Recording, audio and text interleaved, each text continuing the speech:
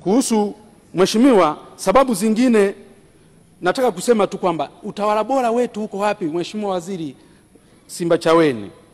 Taarifa ya CAG, PPRA, FAU, TAKUKURU zinaendelea kuripoti uwizi wa fedha za umma kwa kiwango kikubwa. Lakini kuingia mikataba ya usiri ambayo haina baraka za mwanasheria mkuu wa serikali, ambayo haijabarikiwa na bunge hili, na mikataba hiyo ikaendelea. Alafu tuko na waziri wa utawala bora, tuko na serikali inayosimamia utawala bora. Haya mambo yanawezekanaje? Lakini 40% ya watumishi wa umma hawafanyi kazi, na ni taarifa ya waziri mwenyewe. Watumishi wengine wamewekwa benchi, na mwenzangu amezungumza kwa fitina tu na chuki ndani ya mamlaka, lakini wameachwa tu, na anayefanya hivyo ameachwa tu.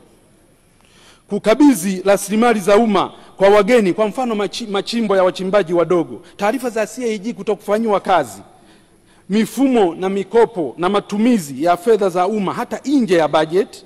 Haya mambo haya yanaruhusiwaje? Waziri wa TAMISEMI, waziri wa utumishi huko hapa, waziri wa utawala bora huko hapa. Kuna manju mmoja kule kwetu aliwahi kuimba, Dumoga gijozwa olono saba jirale jabademi, anaitwa Mwanachurichuri. Kwa nini tunashindwa kuchukua hatua mahala ambako sisi tunaweza kuchukua hatua? Mheshimiwa Spika na mwenyekiti, kwa mfano taarifa ya nchi yetu kulipa trilioni 1.438 katika mahakama, tovuti ya KSID inaonyesha kuwa baadhi ya makampuni yamelipwa baada ya kupewa tuzo katika mahakama ya kimataifa ya usuluhishi wa migogoro na uwekezaji na biashara, ambako nchini kwetu mpaka sasa hivi tumekwisha lipa trilioni 1.438 tena kwa siku za hivi karibuni.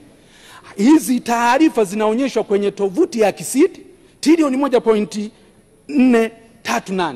Lakini bunge hili halijawahi kuelezwa na waziri wa utumishi na utawala bora. Bunge hili halijawahi kuelezwa na waziri wa katiba na sheria. Bunge hili halijawahi kuambiwa jambo lolote, isipokuwa kule KSID kwenye tovuti ndio wanaonyesha tu trilioni 1.438, ambako hizi fedha hatujawahi kuzipitisha sisi, na hatujawahi kuomba kibali, na hatujawahi kuambiwa kwa nini serikali ilienda kushindwa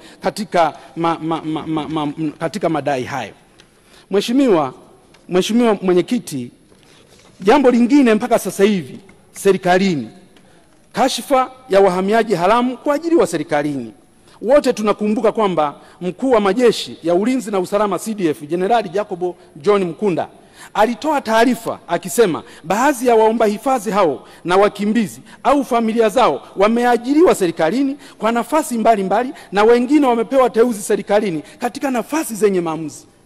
Nafasi za Watanzania zimechukuliwa na wageni. Kwanza, tuna mfumo gani wa utumishi ambao unaweza kuruhusu mpaka mtu mgeni akaajiriwa? Tuna mfumo gani wa utumishi hapa nchini ambao unaweza ukaruhusu mpaka ukaruhusu mtu ambaye sio raia wa nchi hii akapata uteuzi ndani ya serikali? Tuna mfumo gani? Yanawezekanaje haya?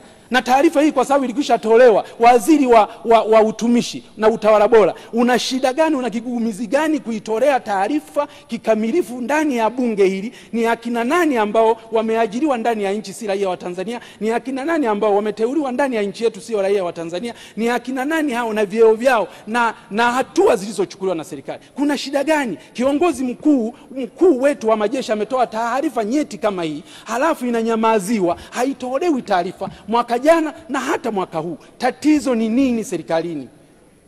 Mheshimiwa, kwa elimu hizi na mengine mengi, usisahau kutembelea katika kurasa zetu za Facebook, Twitter, Instagram pamoja na YouTube.